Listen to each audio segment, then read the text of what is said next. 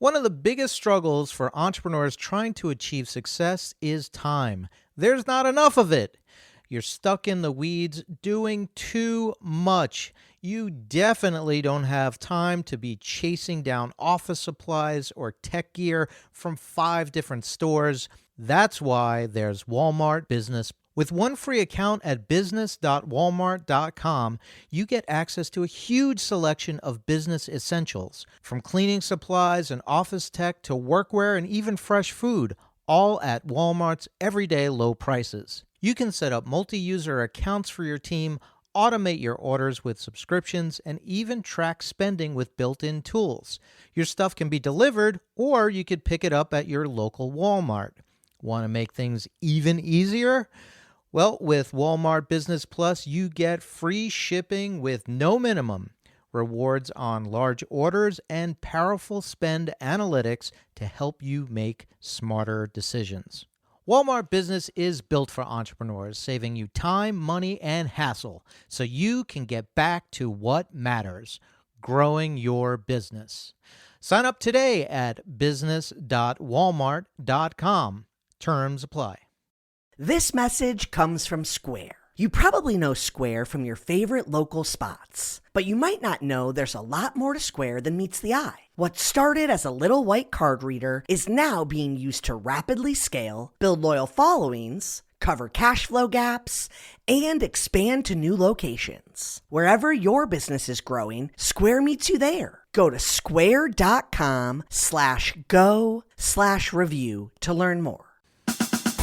Hey, I'm Dan Bova, writer and editor at entrepreneur.com, and welcome to another snack-sized edition of our show, How Success Happens. So this week, Lena Dunham's new show, Too Much, dropped on Netflix, and it co-stars Emily Ratajkowski. And it reminded me that back in 2021, I spoke with Emily for Entrepreneur Magazine's 100 Women of Impact issue.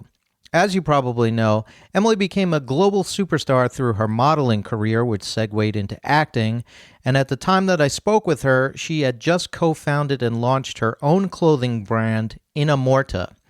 She was also just about to publish an essay collection entitled My Body, where she wrote about her thoughts on feminism and sexuality and power and her experiences in the modeling and entertainment world.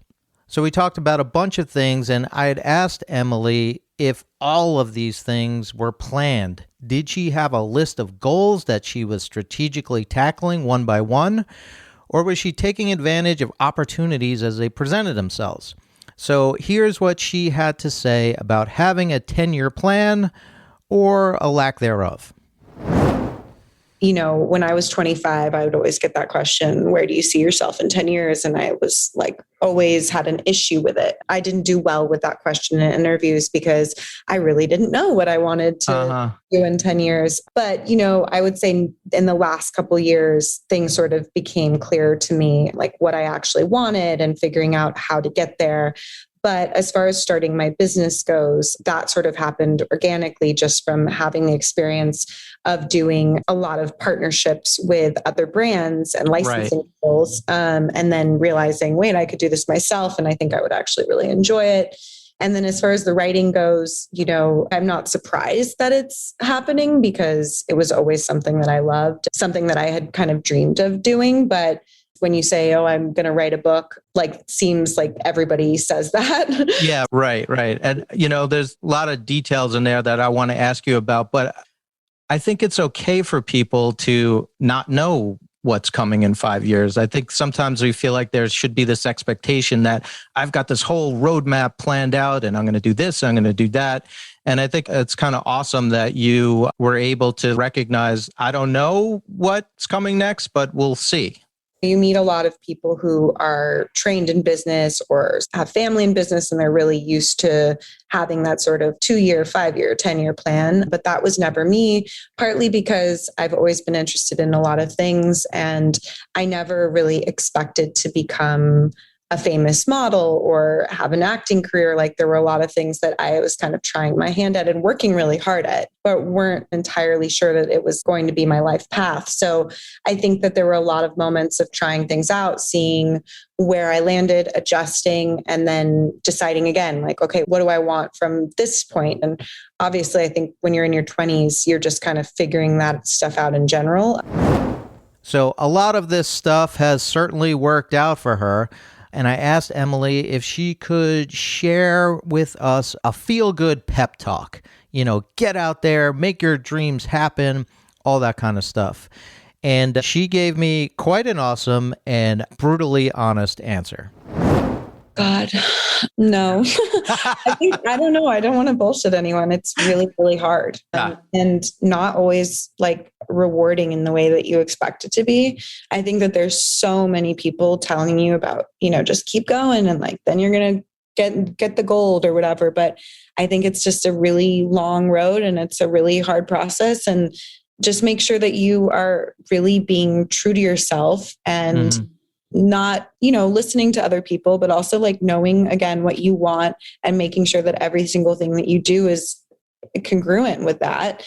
And, you know, then no matter what happens, you know that you've covered yourself and that you're going to be happy, which is ultimately why we do any of this stuff. So since you're not a bullshitter, I'm going to ask you a final question, which is that, you know, a lot of people say things like failure is great. You learn so much from failure. You should be failing all the time.